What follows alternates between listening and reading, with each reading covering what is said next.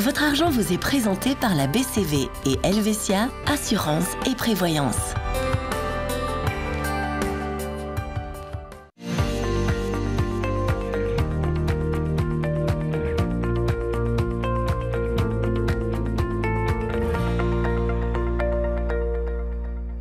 Bonjour à tous, les relâches d'octobre approchent à grands pas. Peut-être avez-vous prévu de partir en vacances.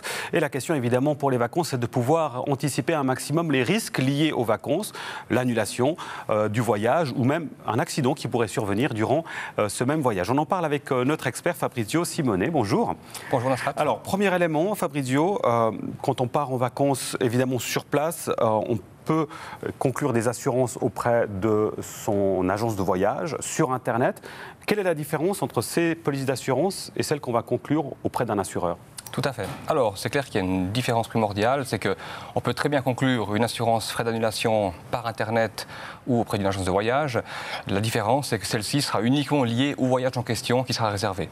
A contrario de l'assurance frais d'annulation émise par un assureur, où l'assurance est annuelle et couvrira justement toutes les réservations qu'on pourrait effectuer durant une année. Ce n'est pas sur des cas particuliers en l'occurrence. Exactement. Justement, un cas particulier, un exemple, si je dois annuler mes vacances pour des raisons professionnelles, est-ce que la police d'assurance prend en compte ces cas de figure ? Alors, le professionnel également, oui. C'est clair qu'il peut y avoir, qu'on puisse avoir un nouveau poste de travail, entre guillemets, à l'improviste, qui peut arriver, qui n'était pas prévu avant la réservation du voyage et qui sera assuré par les frais d'annulation. Et également lorsqu'on a une suppléance au travail qui tombe gravement malade ou un accident, etc., qu'on doit expressément remplacer. Dans le cas d'impératifs ou d'obstacles, il y a des franchises aussi dans les assurances annulation ? Il se peut, mais en règle générale, il n'y a pas de franchise. En tout cas, ça ne vaut pas la peine d'en souscrire une si elle est proposée. Alors là, on anticipe, c'était avant de partir en vacances, maintenant on y est. Allez, on va dire qu'on est au sud de l'Italie, on profite de nos vacances et puis on est en voiture et là, il peut y avoir par exemple un accident de la circulation. Est-ce que là, c'est pris en compte ? Il y a des risques juridiques aussi ?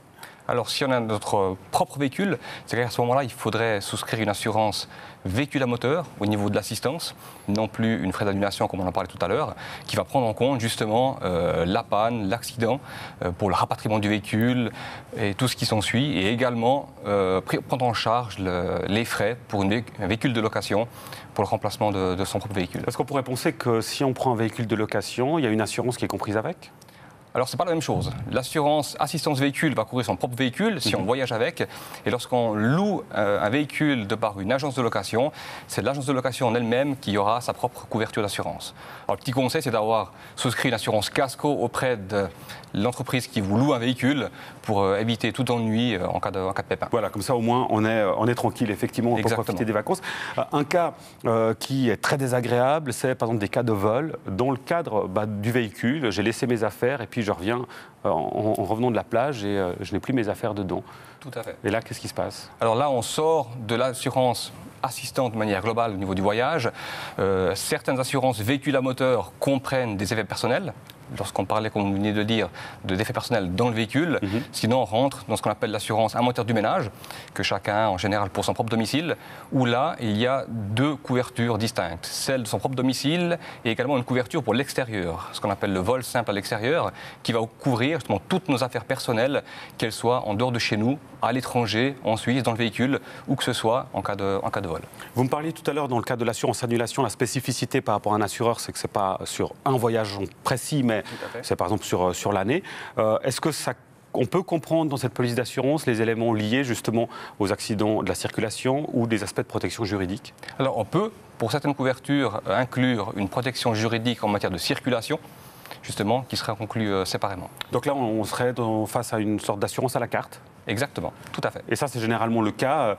Les franchises aussi, dans les cas des accidents ou des vols, il y en a également ? Alors en général, pour le vol, il y a une franchise minimale qui sera impliquée par l'assureur en lui-même, mais pour tout ce qui touche l'assistance, en général, il n'y a pas de franchise. Fabrizio Simone, merci beaucoup pour ces précisions. J'espère que vous avez des éléments pour partir sereinement en vacances pour ces relâches d'automne, pour autant que vous ayez la chance d'en profiter. L'adresse mail de l'émission, je vous la donne, vous la connaissez probablement, c'est votreargent@latélé.ch. On se retrouve la semaine prochaine pour une nouvelle émission avec un expert financier, cette fois-ci, un membre de la BCV. Merci pour votre fidélité. fidélité. Je vous donne rendez-vous lundi prochain pour une nouvelle émission. Ciao.